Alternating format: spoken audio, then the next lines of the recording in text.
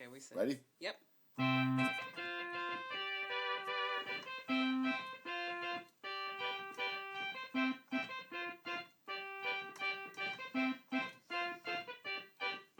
The unknown zone. Talk show, talk show. Zone unknown. Talk show, talk show. How the hell you find it? In your overpriced high-tech telephone. Deep in your bones. Underneath a pile of stones. It's some kind of virus. Deep in your nose, in between your toes, smack dab in the middle of your split crotch pantyhose. The unknown show. Talk show, talk show. The unknown show. Talk show, talk show. The unknown zone. Talk show.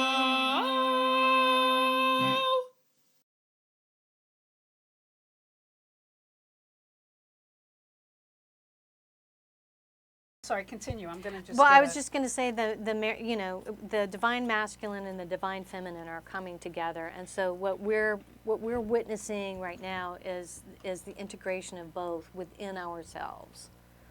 So wherever there was an imbalance where we weren't empowered or we didn't feel like we could speak up for ourselves, that is being enhanced, and vice versa. Absolutely, where people have been absolutely. way too aggressive and way too, the bullies they're getting a taste of their own medicine, and they are going to have to find their softer side.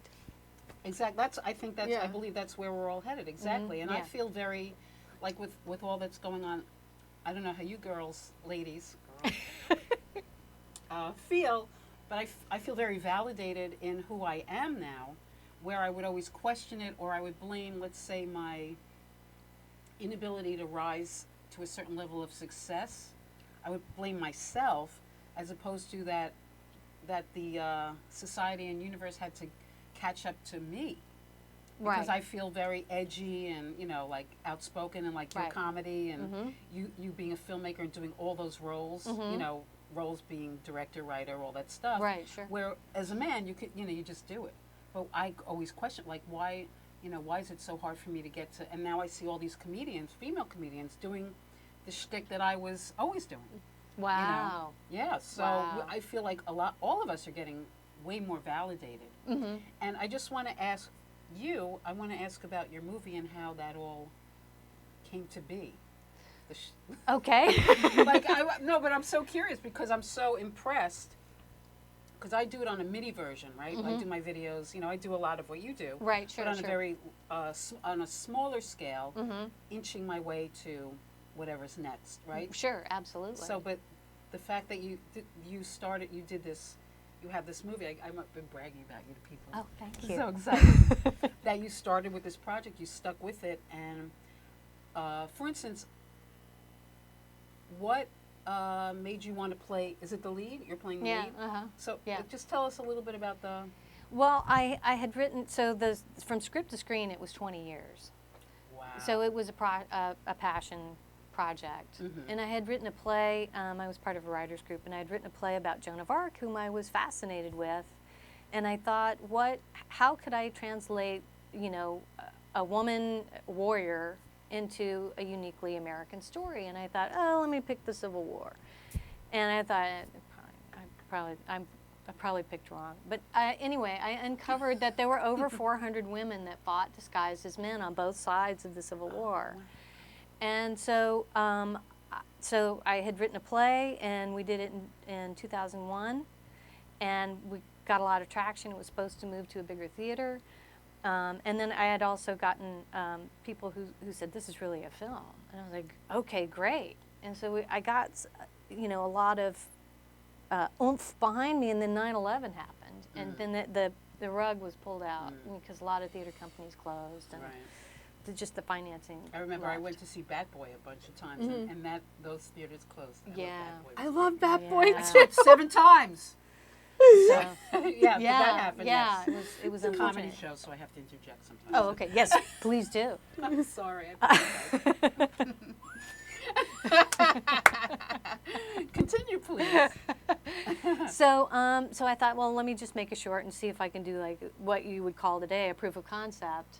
And so we did the short, and it went on to a few festivals, And then my husband and I came into a little bit of cash, and I was like, let's just extend it. Let's make it into feature. But I don't want to do union. We don't have enough money to make union.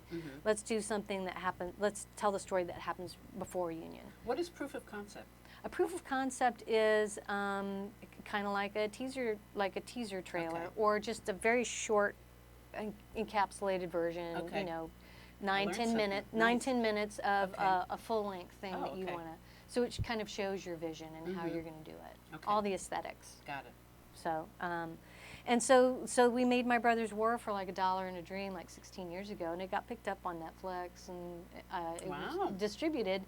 And then it took, lo these many years to finally get union done. And I got into uniform, and I just looked like every other boy there. Oh my God, that's awesome. And we went out on the field, and he told me, the only guy who knew who I was, he said, if anybody asks you, you a girl, don't say anything, just shake your head.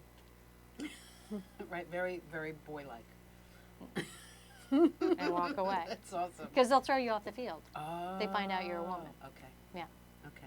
So one of the first reenactments I did was the 140th anniversary of the Battle of Gettysburg.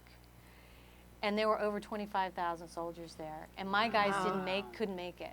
So I drove in drag from New York City to Gettysburg with my tent and my uniform. And I just showed up, and I walked around until somebody said, hey, who are you fighting with? And you can fall in with us. So I fell in with an Arkansas group. Wow. And did 5 battles. Oh my God. So is it choreographed, or is it improvised battles? It's both. Okay. So they have kind of a loose script Mm-hmm. as to, and it's, the last battle is Pickett's Charge. So you know what happens at Pickett's Everybody Charge. gets killed. Well, I don't know, I'm the sorry. Confederates, rush the line and get completely massacred. Okay. So that part is Yeah, that's very scripted. Got it. But yeah. Wow. So yeah.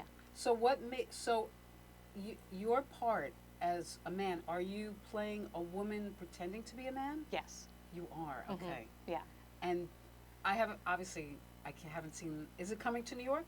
I hope so. We're keeping our fingers I know, crossed. I We wanna- opened in 2 weeks in San Francisco. Wow. Oh, wow. And we opened last week in Los Angeles. Nice. So yes, Nice. yes. So You look like you might have a question. No, I'd love to see it. Is there a way we can see it? it's not out yet on VOD or DVD yet, but it'll probably happen in the fall. Cool. So yeah, Very yeah. exciting. Is it a true story?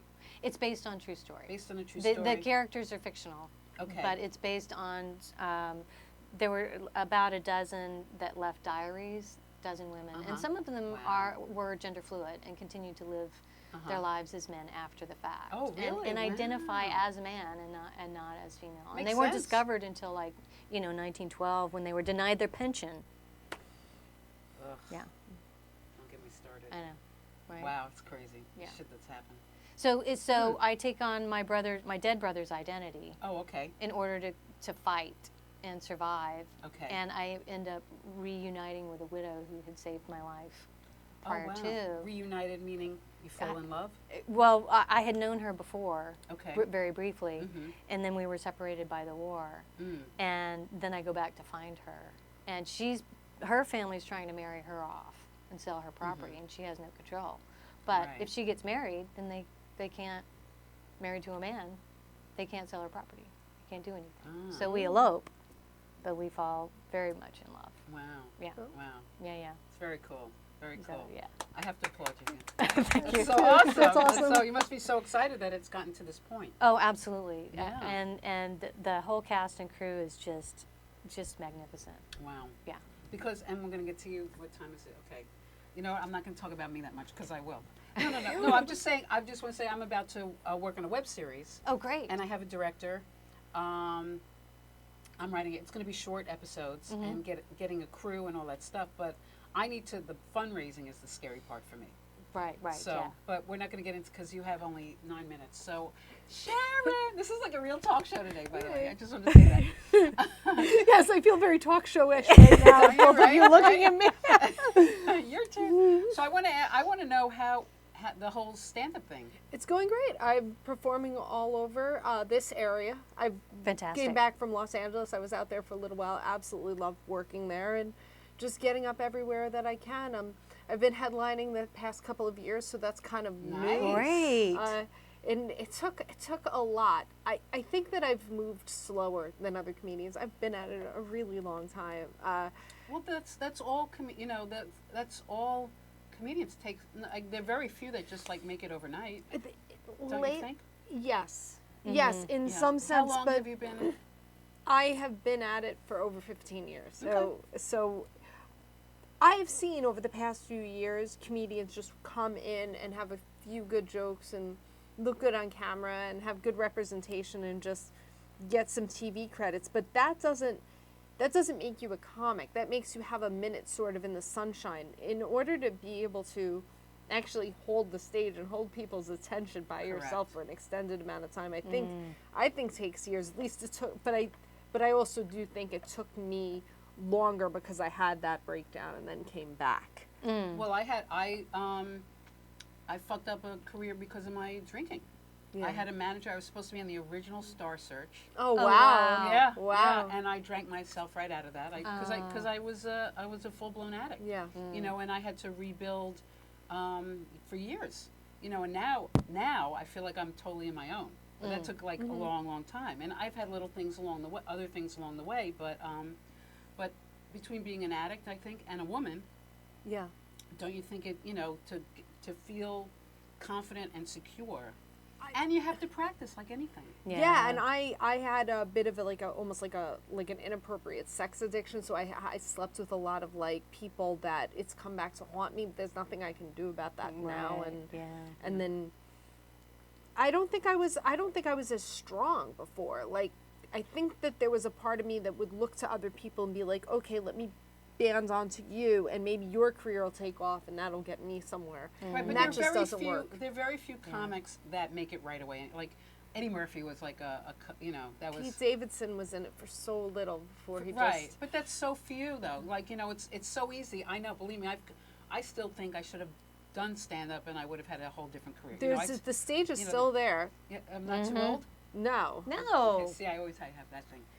But it's such a dedication though too, because Right, I mean, it I is feel that. like I'm kind of in between you and you as to what I like to do. But I think stand-ups have to be that now. I'm working on a web series True. myself that isn't out because I'm still working on the editing process, which is very overwhelming, but why don't you get an editor? because that costs money. Yeah. Yeah. Unless you Yeah. find somebody that's good that is You willing can to do get it. reasonable editor. Go to Mandy. You can get not expensive editors. I'll look into it, but I'm just saying yeah. it helps because I do these little videos and I do the like I'll edit the show because it's easy. The easiest thing to do is to talk. It's simple. But when it comes to my other videos, I do these funny videos. I have to get someone else to do it because I just can't do what they do, and it would take me 8 times longer. Well, So I'm just saying. I'm I just know, putting it's that out something there to think you. about. I'm just If- putting that out there to you. But stand-up Yeah. comics can no longer. Back in the day, we just went and we did our Right. stand-up and we went home. But we can't do that now. Now we have to have an online presence, whether we like it or not. Right.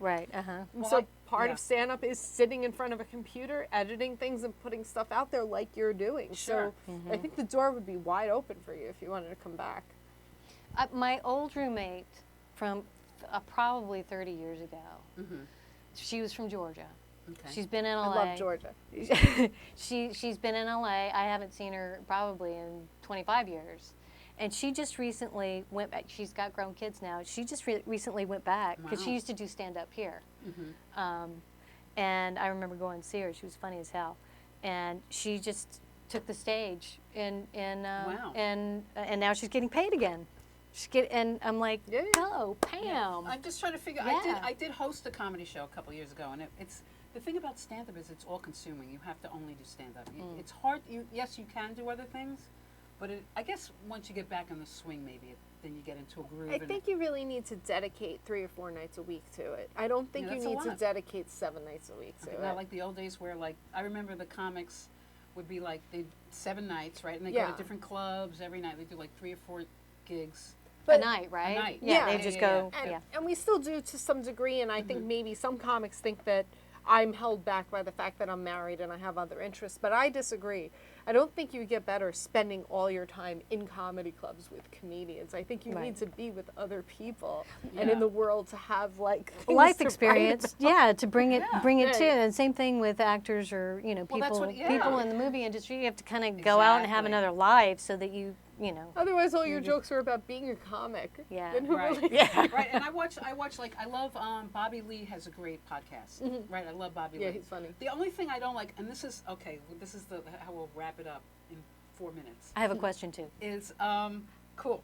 Is this is like I watch talk shows or podcasts, whatever, and it's all about like the famous people. Like what about? That's why I love doing the shows because I have people on. I'm just going to use the term. I don't even like this term. All levels. That you don't have to be super famous to be fucking super talented. Right, yeah, exactly. You Very know what I true, mean? very and, true. and I feel like we're our group, or I know so many people that aren't famous that are so fucking talented. And why? How do we get like a little of Like that? Joe Franklin. Joe remember the Joe Franklin yes, show? Yes, Joey Adams. Yeah, yeah, yeah. I was on the Joey Adams Okay. show, by the way. He's an asshole. He was an asshole. But no, he was fine. He didn't touch me. I don't know. I feel like that's the main topic. So I feel like that's the main topic. But you know what I'm saying? Like it appears like on all these shows, like even Bobby Lee, they talk about he's all like, if I wasn't famous, or it's like there's all these people that need to be more recognized. Like even Dr. Drew has a show now, and he's only doing comedians, but they're known comedians. Like I want to be on that show because he deals in recovery.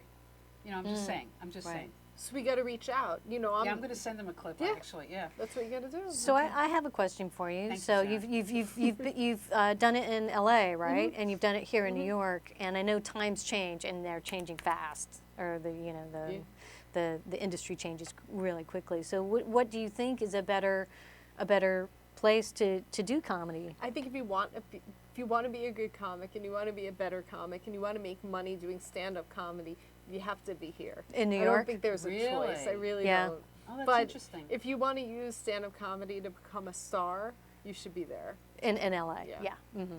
That's a good question. And the one place I would like to actually perform is the Dump Yeah, in what's the Queens. It's a place in Queens.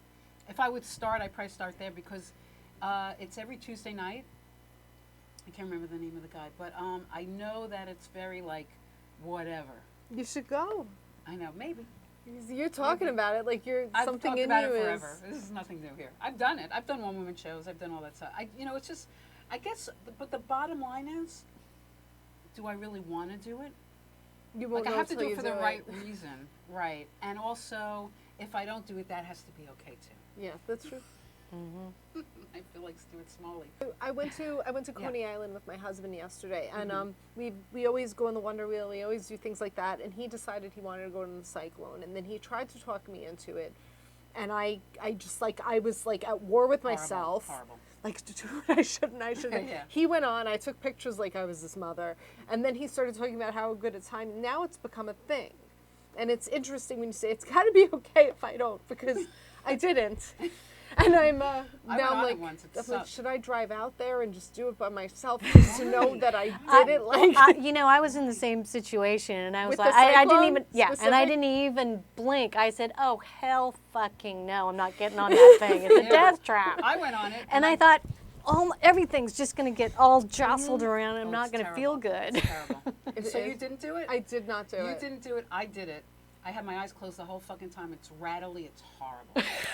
Do not do it. Don't do it. My friends talked me into it. Sober, and I fucking hated it. Now he's bragging that he's more of a New Yorker than me. Is that the criteria? Really? Really? Is he from New York? No, we're both from New Jersey, Oh, but New we live in Jersey. New York. And you know, Yeah, I'm a New Yorker. That doesn't qualify as being a New Yorker. but it's that. Yeah. It's that I'm I know. just No, saying. but I live in New York. But it's to me, it feels like a didn't thing. make it a Like joke. anytime you have fear and you're like on the fence, like I guess I no, feel no, like no. I'm going to tell No? you something, and we're going to have to wrap up because you have to leave in 2 seconds. I'm so sad. This is a fucking great show. Yeah. I went on a retreat, a women's retreat in Alabama. You did? Yeah, the interfaith minister so fun. Edwin Gaines. Amazing, amazing. She's older now. It was Where?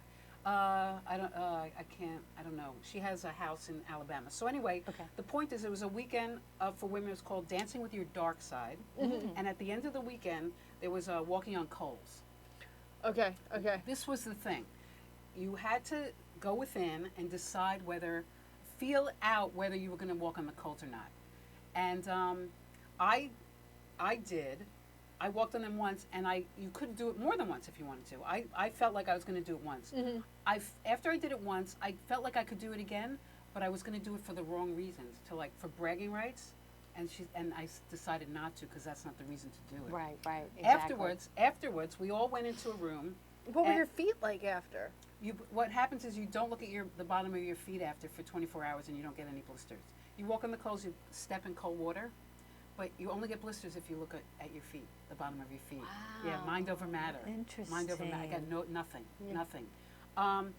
What I'm getting to is that in the room after, Edwin had the women raise their hands who did not go on the coals, and she had them stand up, and we had to applaud them because it was much harder to say no because the majority of the people were going to say yes.